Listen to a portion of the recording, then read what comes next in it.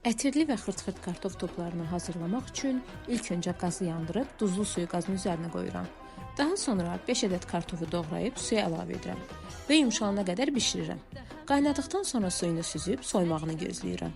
Soyandan sonra kartofları əzərək püre halına gətirirəm.